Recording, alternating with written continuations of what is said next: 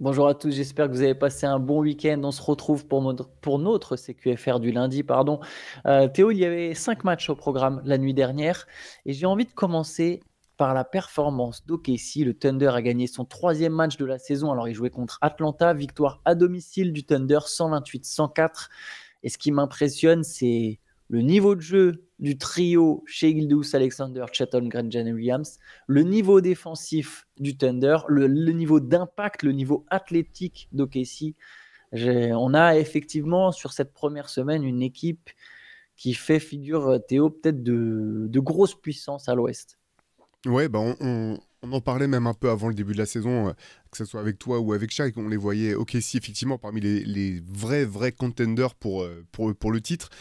Pour l'instant, tout se confirme. Tu as parlé de taille, de qualité athlétique et de défense. J'ai l'impression que c'est ce qui ressort en premier en fait. Quand tu regardes jouer cette équipe du Thunder, on pourra bien sûr parler de l'attaque, mais c'est la profondeur de banc et le fait que pendant 48 minutes, en fait, ils t'imposent un rythme défensif où rien n'est facile. Ça défend dur sur la montée de balle, ça coupe les lignes de passe. Il te force à faire des mauvais choix et dès que tu fais le mauvais choix, il sanctionne en fait parce que ça donne des interceptions, ça donne jeu de relance et derrière c'est un cauchemar de défendre sur cette équipe en transition. Ils sont tous athlétiques, il y a beaucoup de shooters.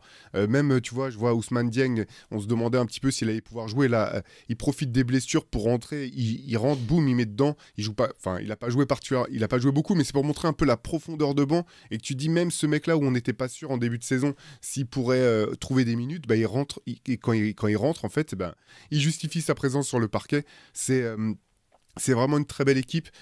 Honnêtement, je pense que... Alors, c'est deux choses différentes, mais je pense que cette équipe du Thunder est bien partie pour finir première de la conférence Ouest. Ouais. Voilà, en tout cas, ce serait mon favori et vraiment, elle confirme tout le bien qu'on pense de cette équipe. Moi, je pense que c'est l'équipe qui va gagner le plus de matchs cette saison. Je pense même que ce sera le meilleur bilan de la ligue et que chez aura un vrai gros shot sur le MVP. Je pense qu'il aura le MVP. D'ailleurs, il part sur un rythme de MVP, hein, chez Gilgeous-Alexander, parce que encore 35 points. Mais ce qui est fou, c'est que depuis le début de la saison, si on est purement sur noircir la feuille de stats, il contribue 11 rebonds, 9 passes, 3 interceptions, 3 blocs. Je pense qu'il est déjà à 2 blocs de moyenne et 2 interceptions de moyenne c'est la première semaine, ça va se tasser, mais il y a une vraie activité. Chet Holmgren pourrait être presque son premier concurrent au MVP, en tout cas si on était purement que sur la première semaine, parce que Chet Holmgren, c'est encore 25 points, 9 rebonds, 4 passes, 6 contres. Il met d'ailleurs, tu parlais de défense qui mène à l'attaque avec les transitions. Il y a un gros contre de Chet Holmgren sur Rizaché, où derrière ça amène à un dunk de Shai Gilgeous-Alexander. J'ai l'impression, OKC, ils arrivent. Il y a un truc, c'est qu'aujourd'hui, on se dit qu'en NBA, le terrain, il y a de plus en plus d'espace. Les mecs shootent de plus en plus loin, il y a de plus en plus de joueurs qui shootent. Donc vraiment, on a des attaques qui ont énormément d'espace, c'est ce qui explique notamment qu'il y ait beaucoup de points. Le Thunder, en fait, c'est une des équipes qui arrive à réduire cet espace pour l'attaque. Parce que, comme tu l'as dit, ils sont tellement longs, tellement athlétiques. Ils recouvrent vite. Il y a des longs bras. C'est-à-dire que les mecs sont pas non seulement ils sont assez grands, mais en plus ils ont des longs bras. Donc il y a une envergure et ils réduisent vachement l'espace disponible pour les attaquants adverses. Un mec comme Trae Young, qui a super bien commencé la saison, hier il met 24 points, mais il peut prendre que 14 tirs. Et il finit avec 10 turnovers parce qu'il y a des gars en face qui harcèlent leur vis-à-vis. Et ça, je pense, de toute façon, c'est la clé pour gagner beaucoup de matchs en saison régulière. Euh, Peut-être aussi pour gagner en playoff, hein, bien sûr. Je ne dis pas qu'OKC ne sera pas aussi fort en playoff, mais ça rejoint le truc où moi, je pense comme toi que c'est une équipe qui va gagner beaucoup de matchs cette saison. Ouais, et tu parles de Trae et dans ses tirs, il y en a deux qui prend un 9 mètres en première intention dès qu'il a passé le milieu de terrain quasiment, parce que limite, c'est peut-être les deux tirs les plus simples qu'il a eu toute la soirée, quoi. C'est ouais, impressionnant. Après, alors c'est marrant parce qu'on en parlait un petit peu dans notre groupe chat pendant le week-end, mais moi j'aime beaucoup cette équipe d'Atlanta. Et honnêtement, c'est quand même un... Bon, là, ils prennent 20 points, donc c'est dur, mais tu prends 20 points contre une équipe qui va être qui est candidate au titre, pardon. Elle est vraiment intéressante, cette équipe des Hawks. J'étais content, enfin là, pareil, avec les blessures de Bogdan Bogdanovic et de DeAndre Hunter, Zachary Rizachi était dans le 5 majeur. Je l'ai trouvé très à l'aise, en fait, dans le 5. Il a fait son meilleur match, d'ailleurs, pour l'instant, je sais plus si 13 points, 6 Attends, rebonds. voilà, 13 points, 6 exactement. rebonds. C'est son meilleur match, ouais. Voilà, et j'ai trouvé vraiment que ça collait très bien avec les autres joueurs de ce 5 majeur. Si vous n'avez pas eu l'occasion de voir jouer les Hawks cette année, c'est vraiment plaisant à voir jouer. Et donc, voilà, c'est une grosse défaite, mais c'est intéressant quand même, ce qui se passe du côté d'Atlanta. Je partage complètement. C'est une de mes équipes plaisir. J'adore Zachary Rizaché. Je l'ai déjà dit plusieurs fois. Je trouve que c'est vraiment un mec qui joue juste, qui est capable de faire plein de choses. Et la confiance qu'il a, et même l'enthousiasme qu'il a sur le terrain me plaît. Pour les Hawks, ils avaient quand même gagné leurs 2 premiers matchs avant de Ouais. s'incliner là. Donc effectivement, ils sont déjà à 2 victoires en 3 matchs. Et on parlait du Thunder, de réduire l'espace. Les Hawks, est-ce qu'ils n'auraient pas un peu le Thunder comme modèle dans leur construction d'équipe? Bah, Euh, ouais. pour Non, moi, oui. t'as raison, hein, surtout avec, quand tu vois Jalen Johnson, Dyson Daniels, que j'adore, Zachary Rizaché, et justement, DeAndre moi, Hunter. DeAndre Hunter, exactement. Ce que j'aime beaucoup, en fait, dans ce qu'apporte Rizaché, c'est notamment défensivement. Il est déjà, je trouve, souvent, on dit voilà, qu'il y a une période d'adaptation pour les rookies, entre les rookies qui sortent d'universitaire ou même les rookies qui viennent d'Europe, pour s'adapter au style de jeu, à la vitesse des joueurs et tout. Défensivement, je le trouve déjà très bon, en fait, Zachary, notamment dans les aides. Tu sens là aussi, ben, voilà, l'expérience. C'est un rookie, mais un rookie qui joue pro depuis longtemps, qui a déjà joué des matchs importants, etc. Et il colle parfaitement avec ce qu'Atlanta essaie de faire de ce côté du terrain. Et l'an dernier, c'était une des grandes énigmes. On se disait, mais pourquoi cette équipe des Hawks est aussi mauvaise en défense? C'est pas possible. Il y a trop de bons défenseurs pour que pour qu'il reste mauvais à ce point-là. Et donc, j'ai trouvé ça super encourageant pour la suite, et notamment pour Zachary. On verra comment ça se passera avec les retours de DeAndre Hunter et de Bogdan Bogdanovic, mais c'est un bon signe, je trouve, quand ces 2 premiers matchs étaient intéressants, mais il n'était pas, voilà, c'était pas extraordinaire, on va pas dire le contraire. Je trouve ça intéressant, tu as l'occasion d'être dans le 5, tu fais ton meilleur match, c'est bien pour la suite. Clairement. Allez, je te propose qu'on passe à la grosse perf individuelle de la soirée, c'est celle de Tyrese Maxey. Il y avait un choc, entre Philly et Indiana. Euh, Victoire de Philly, de Philadelphie contre Indiana, 118-114. 45 points de Tyrese Maxey, c'est une victoire en prolongation. Tyrese Maxey a été méga clutch, que ce soit dans le 4e quart-temps ou en prolongation. On met 10 des 13 points des Sixers, et je le dis, il finit à 45 points. Au-delà du match, Théo, enfin, on pourra évidemment parler du match. Je ne sais pas si tu as pu voir la fin. J'ai regardé un peu parce il s'est disputé très tôt. Les Sixers et les Pacers, eh ben, je vais te dire, il n'y a aucune de ces deux équipes pour lesquelles je suis vraiment confiante. Alors, Philly, c'est délicat, ils jouent sans Paul George, sans Joel Embiid.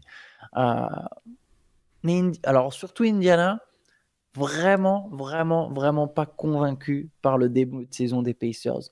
Leur seule victoire, c'est contre les Pistons, et ils ont maxi galéré pour le gagner. Et Tyrese Haliburton, qui met un gros panier à 3 points pour égaliser, pour arracher la prolongation, je le trouve vraiment pas fou sur ce début de saison. Voilà, je sais pas si toi, tu as quelque chose à partager là-dessus. Bah, si, bah déjà, Sixers, effectivement, c'est dur parce qu'il leur manque leurs 2 meilleurs joueurs. Donc tu dis, bon, c'est normal qu'ils galèrent un petit peu. Mm. Par contre, les Pacers, euh, ils terminent quand même le 4e quart-temps avec 3 balles perdues. Vraiment, Oui, enfin, alors les qu'ils balles avaient le match en perdues. main. Bah, J'avais exactement, quoi. À oublié, ce j'avais niveau-là, oublié. attends, tu fais finale de conférence, tu perds contre une des équipes qui va être un de tes adversaires directs. Sans ces superstars, tu finis comme ça avec les pertes de balles, c'est incompréhensible. Le tir à 3 points de Tyrese Haliburton, super tir à 3 points. Un peu de chance. Je comprends pas pourquoi les Sixers font pas faute, en fait. Voilà, ils ont fini par faire faute en prolongation parce qu'ils se retrouvaient dans la même situation et ils étaient à +3. Il faut expliquer, ils étaient à +3. Ouais. Il restait une dizaine de secondes.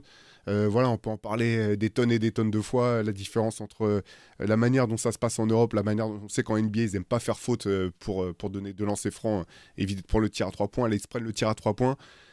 Moi, je suis pas convaincu du tout par cette équipe des Pacers. Je me dis, pour le coup, il n'y a pas d'excuse.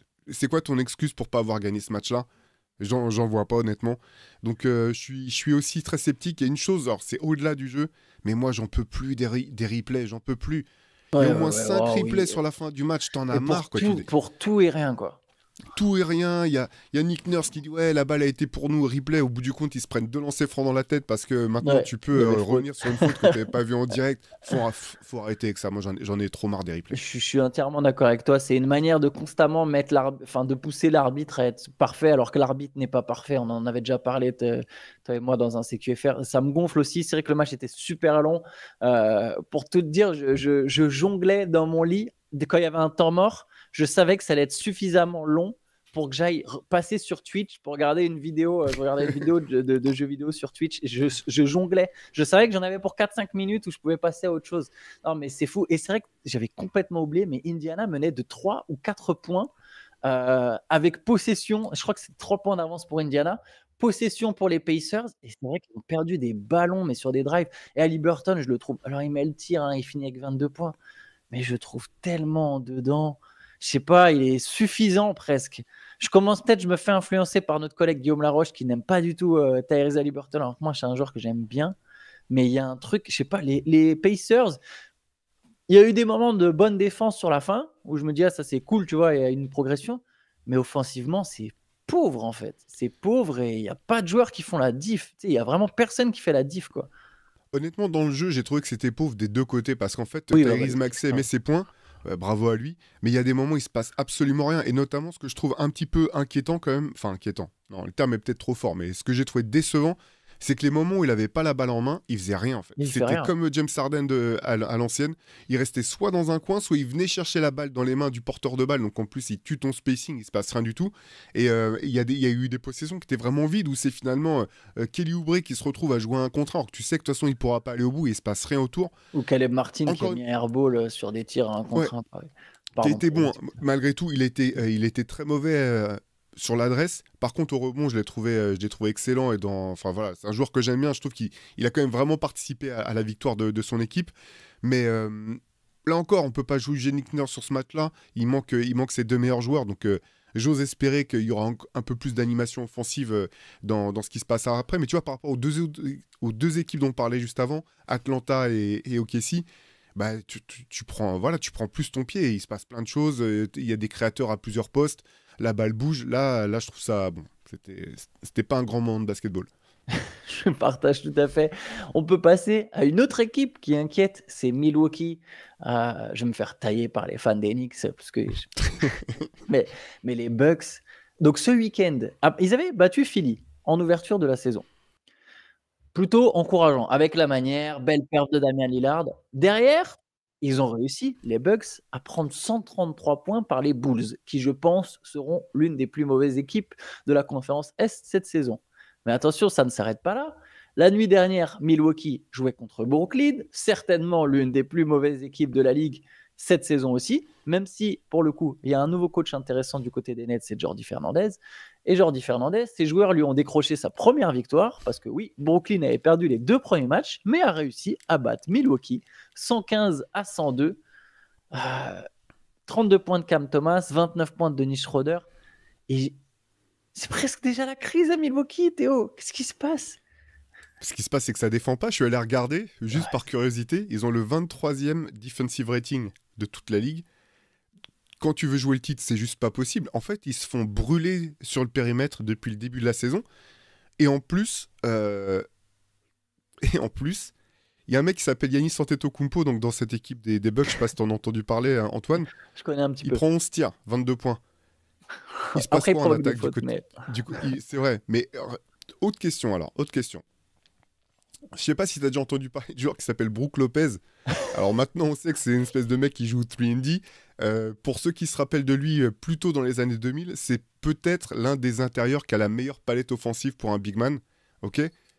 Je sais pas s'il y a une équipe qui joue plus small ball que le Brooklyn. Quand il commence le match avec Ben Simmons, c'est Ben Simmons qui joue pivot.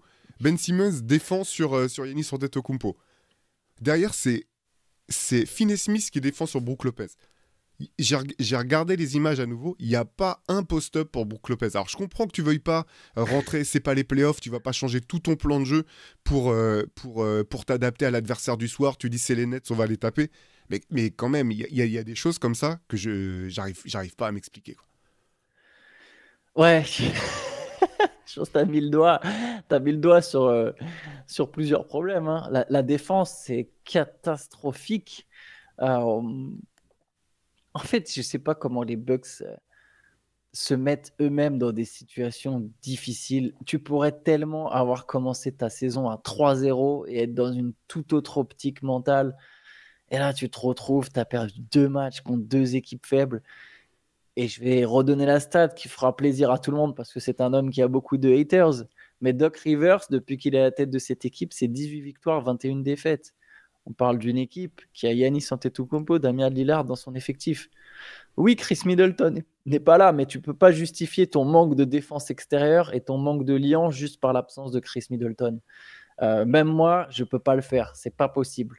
Et là, honnêtement, à Milwaukee, à un moment, faut vraiment, je pense, tous les joueurs, faut déjà une réunion entre joueurs et que les mecs se regardent dans la glace, quoi. Alors, qu'est-ce qu'on fait? Est-ce que vraiment on veut jouer dur? Est-ce qu'on veut se battre? Ou est-ce que... Là, c'est la recette pour faire exploser une franchise, je vais jusque-là, qui ne devrait pas exploser.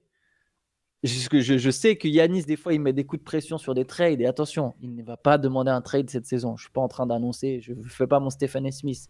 Mais si tu continues à avoir des équipes qui ne se battent pas, à avoir une atmosphère pourrie, à avoir un coach qui ne crée rien, combien de temps Yanis il peut supporter ça en fait?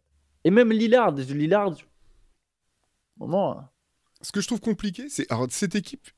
Si je regarde, effectivement, il manque Chris Middleton, mais je suis d'accord avec toi. Tu peux pas perdre contre les Nets à ce moment de la saison comme ça. C'est pas, tu dois pouvoir le faire sans Chris Middleton. Ça, c'est clair. L'effectif de Milwaukee est pas si fort que ça. C'est une équipe, je trouve, qui est forte parce qu'elle a deux très forts joueurs, mais derrière, c'est vraiment très middle, a fortiori s'il n'y a pas Chris Middleton. Par contre, ce qui est inquiétant, c'est que tu dis Giannis Antetokounmpo, Damian Lillard, c'est quand même deux joueurs qui, unanimement, en tout cas par le passé, ont été mis en avant comme étant des bons leaders, étant pas des mecs qui vont bouder, étant des mecs positifs. Donc tu dis, tu commences la saison comme ça avec deux joueurs de ce calibre-là. Encore une fois, ils ont combiné 43 points à 2, c'est pas assez en fait. C'est juste Non, pas c'est assez. pas assez. Si en plus ta défense elle prend l'eau, tu peux pas gagner comme ça. Et je suis d'accord avec toi parce que Doc Rivers, on aime ou on n'aime pas, il y en a encore pour 4 ans. Donc bon courage les fans des Bucks. Allez, on Une peut question pas... que je me... Ouais, Juste vas-y, du côté des Nets, ouais, non. Parce que voilà, après, par Brooklyn, contre, Brooklyn était la chercher cette victoire. oui, bien sûr. Voilà. Donc c'est intéressant de voir jouer Brooklyn avec tous leurs arrières. Là, ils ont des arrières qui peuvent shooter à tous les postes quasiment. Je me pose la question de savoir. En fait, là, ça fonctionne, ils ont gagné. Je trouve ça un peu dommage que Nick Claxton ait dû reculer comme ça dans la hiérarchie, ce qui sort du banc maintenant. Il sort du banc. C'est vraiment un joueur, je trouve, qui avait passé un cap la saison dernière. Je suis un peu curieux de voir comment va s'organiser le reste de la saison du côté des Nets, et notamment au niveau de la rotation. J'aime bien Ben Simmons dans son rôle de pivot, c'est intéressant parce qu'il amène beaucoup de création en fait. Tu vois, quand il le serve, quand il roule après les pick and roll, tout de suite il trouve le mec tout seul, il anime beaucoup le jeu, c'est un joueur que j'aime bien. Défensivement, il est en train de revenir un petit peu, c'est pas encore le mec qui avait été All NBA First Team en défense il y a quelques années. C'est intéressant, mais juste, voilà, je suis curieux de voir comment ça va évoluer du côté de Brooklyn en termes de rotation. Je pense que de toute façon, l'effectif va évoluer du côté de Brooklyn aussi. Il va y avoir Ouais. des départs. Je pense que Dennis Schroeder, il est en train de se faire ça. Alors, il a dit qu'il voulait rester, mais il a aussi dit qu'il savait très bien que c'était tout à fait possible qu'il y ait un trade en cours de saison. Dennis Schroeder, là, il envoie sa carte de visite, tu vois, 29 points, 6 passes. Il fait plutôt des bons matchs. Ça risque de bouger. Il y a eu un choc à l'ouest entre les Clippers et les Warriors. Deux équipes intéressantes, je trouve. Les Warriors n'avaient pas encore perdu et restaient sur 2 premières victoires, et 2 victoires assez intéressantes pour le coup aussi. Là, défaite de Golden State, victoire des Clippers 112-104 à San Francisco, avec un Ivica Zubac qui décidément très très bien lancé justement sur ce début de saison. 23 points, 18 rebonds, 6 passes pour Zubac, 23 points, 7 rebonds, 11 passes pour James Harden, 20 points pour Norman Powell. C'était exactement ce trio-là qui avait mené les Clippers à la victoire contre... j'ai oublié contre qui c'était. Les Suns peut-être. Je crois que les Clippers avaient battu les Suns, j'ai un doute. Ou les Clippers avaient d'abord perdu en début de saison contre les Suns. Ah là là, je me souviens déjà plus, c'était ce week-end. Ouais, mais bref, c'était le trio qui avait mené Los Angeles à la victoire lors du dernier match. Et pour le coup, victoire contre Golden State qui a perdu Stephen Curry sur blessure d'ailleurs. Ouais, c'est le plus inquiétant. Blessé à la cheville, si je ne me trompe pas, il n'a pas pu finir le match. Il est sorti avant la fin de la rencontre. Les Warriors qui étaient sur un excellent début de saison. Ils ont, je crois qu'ils ont le meilleur offensive rating de toute la ligue pour l'instant. Zubac, c'est marrant, tu sais, il me fait un petit peu penser au DeAndre Jordan de l'époque Lob City, où en fait c'est le joueur le plus stable et le plus performant en fait de cette équipe des Clippers. J'ai l'impression tout le temps en fait, on ne parle jamais de lui. L'an dernier, il était tout le temps là, tout le temps bon quand il était sur le terrain. Moi j'aime beaucoup ce joueur. Belle victoire pour les Clippers effectivement. Voilà, on l'avait dit. Ça va jouer bien, ça jouera bien. Il y a un bon entraîneur, il y a quand même du talent, même si c'est pas assez pour aller haut. Moi, voilà, j'y crois pas dans une dynamique de playoff, etc. Mais pas étonné du résultat des Clippers. Et pour Golden State, bah, le plus important, c'est voir ce qu'il en est de la blessure de Stephen Curry. C'est vraiment le plus important parce que finalement, il y a Andrew Wiggins qui claque 29 points quand même. C'est vraiment, il fait un bon début de saison, quoi. Et on avait dit à quel point il était important dans cet effectif. Donc ouais.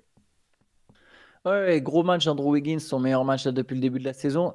Steve Kerr a donné quelques nouvelles sur Stephen Curry. Il a dit que la douleur était modérée, donc on peut s'attendre à ce qu'il manque des matchs.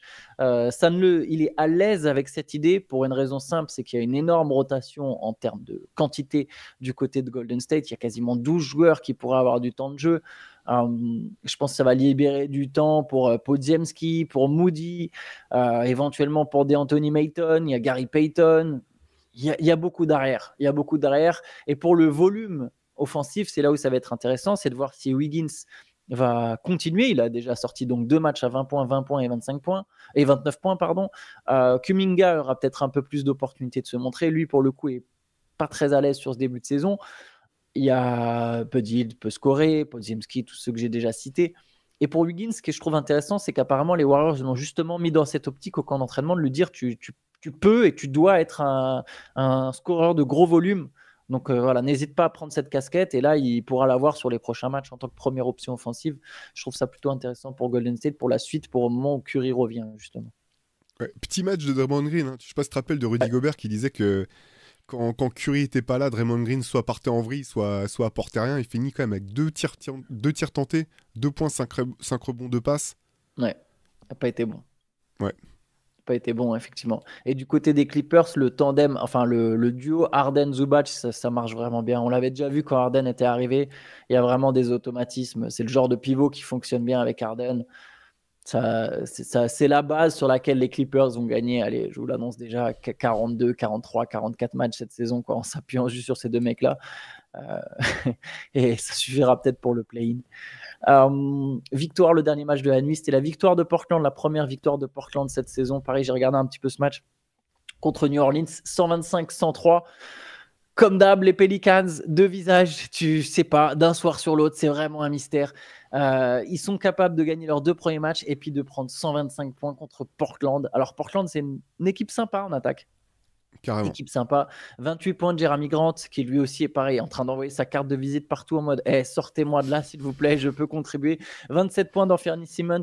Je ne sais pas si tu as suivi un peu cette petite rivalité entre Simmons et Brandon Ingram. Est-ce que tu es au courant de ça? Pas du tout, non. Dans le dernier match, New Orleans a justement... Ils se sont joués quasiment en back-to-back, c'est ça hein? C'est ça. Et sur le premier match, New Orleans a gagné sur un game winner de Brandon Ingram. Ok. Il se trouve que Ingram et Anthony Simmons, ils partagent la même baby mama, ok, qui elle-même est baby mama avec, je sais pas, 10. Enfin, elle a son. C'est pas, attention, c'est pas une critique. Je suis pas du tout en train de. Je vais m'embarquer dans des trucs compliqués. Mais bref, elle a sorti avec beaucoup de célébrités. Elle est sortie avec beaucoup de célébrités. Ok, on va le tourner comme ça. Donc chacun ont un enfant avec cette femme et actuellement elle est avec Simmons. Et donc, quand Ingram il marque le panier pour la gagne, tu as Trey Murphy qui vient le voir, qui va voir Ingram et qui lui dit ouais, dis-lui c'est qui le meilleur, tu vois.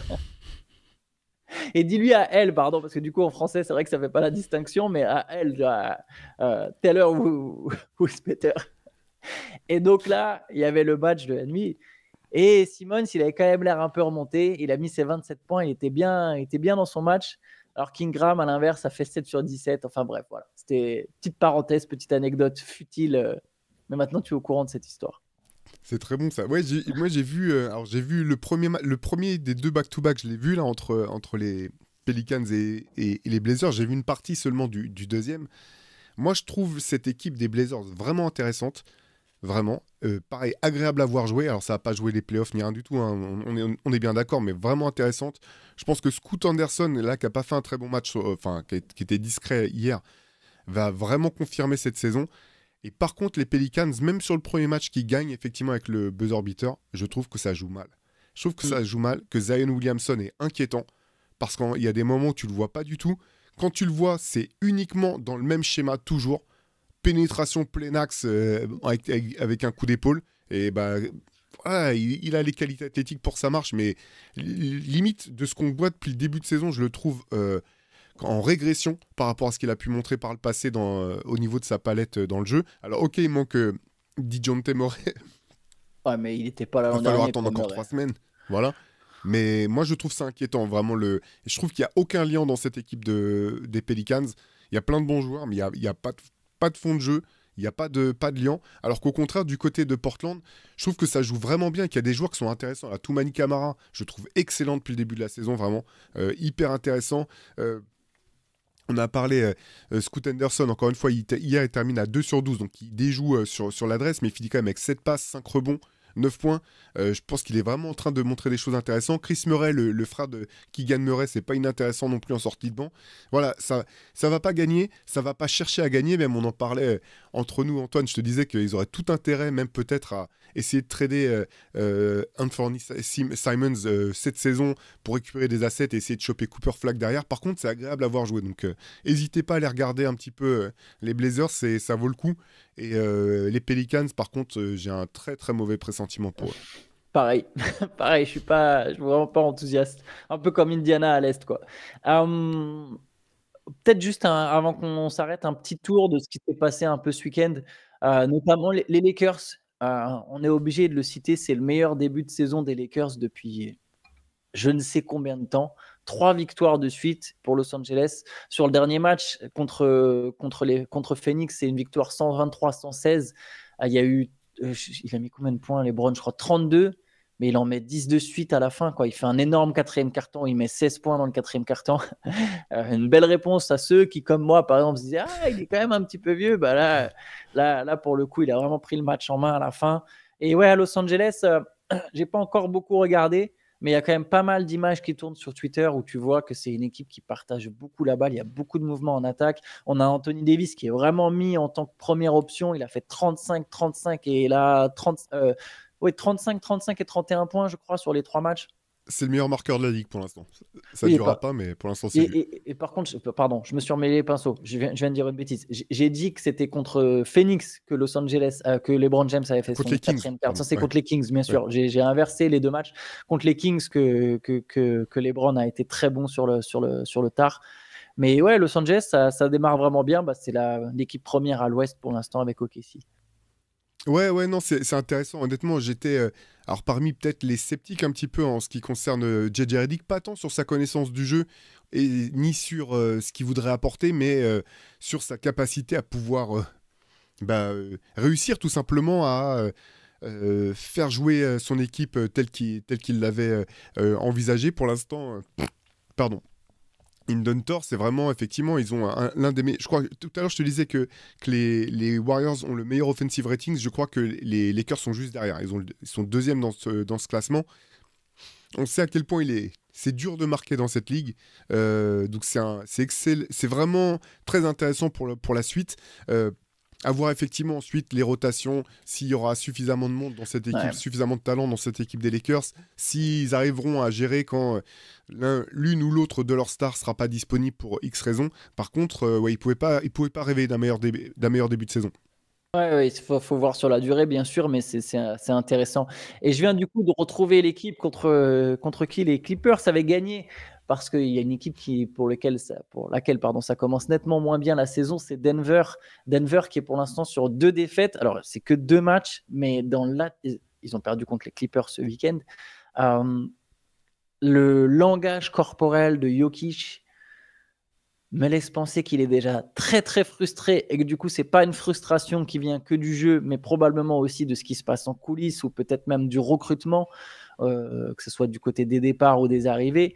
Mais je suis pas en train de dire que Jokic n'est pas content de l'arrivée de Westbrook, c'est pas ça que je veux dire, mais je me demande s'il voulait pas un recrutement encore plus intéressant, plus important ou conserver certains cadres. Je ne sais pas, là j'extrapole, mais Jokic en tout cas a l'air très frustré. Il a mis 41 points dans le dernier match, ça n'a pas suffi, il a vraiment joué pour lui. La profondeur de banc est absolument dégueulasse, c'est quelque chose qu'on avait déjà souligné. Il n'y a pas de shooter, ça c'est Jokic lui-même qui le dit, et Denver a perdu ses 2 premiers matchs Alors, ils ont joué le Thunder sur le premier, mais le deuxième, voilà, les Clippers, c'était a priori un adversaire atteignable. C'était à domicile en plus, à Denver. Voilà, ça fait que 2 matchs, mais c'est un petit peu compliqué déjà pour les Nuggets, qui ont deux défaites à domicile, du coup, pour Là, une équipe qui gagne souvent à domicile quand même. T'as raison, parce que c'est une défaite 109-104, donc il n'y a pas un monde d'écart.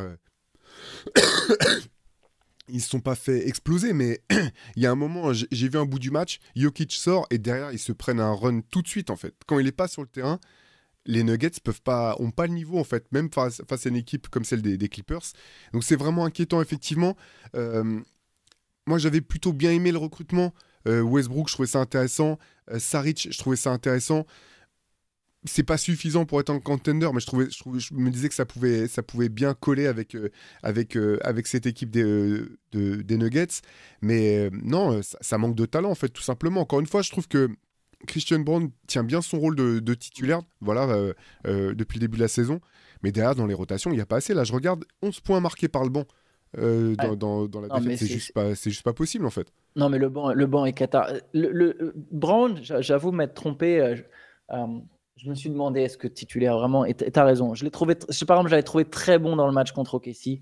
Ouais. J'ai trouvé très intéressant. Et oui, Brown, au final, je pense qu'il peut tenir son rang. Par contre, Peyton Watson, au final, c'est pas prêt. C'est pas prêt, mais ça sera peut-être prêt en cours de saison. Tu vois, c'est un mec qui progresse, il est jeune, donc c'est un mec qui progresse, il va progresser plus vite que d'autres. Et Strother, je pense que c'est pas prêt non plus. Et même si Strother, il venait à se montrer pendant la saison, je suis pas sûr que c'est un mec qui aura des minutes en playoff. Maintenant, pour les Nuggets, là où moi, je le répète, j'en ai fait mon finaliste. Je pense que c'est l'équipe qui va arriver en finale. J'aimerais bien qu'on ait une finale Boston-Denver. Ça fait 3 ans qu'on tourne autour, autant qu'on l'est là. Je pense que ce qui peut se passer, c'est qu'il y a 2 joueurs qui peuvent donner beaucoup plus. C'est Jamal Murray et Michael Porter Jr. Et si ces deux-là, ils donnent beaucoup plus, en fait, tu peux compenser un petit peu, en tout cas, ce qui se passe pendant la saison au moins, ce que tu as sur ton banc. Et voilà, Murray, Michael Porter Jr., il va falloir se réveiller, quoi. Et sachant que Murray, il met quand même 22 points contre les Clippers. Il n'est pas mauvais, mais on n'est pas au niveau d'une star, quoi.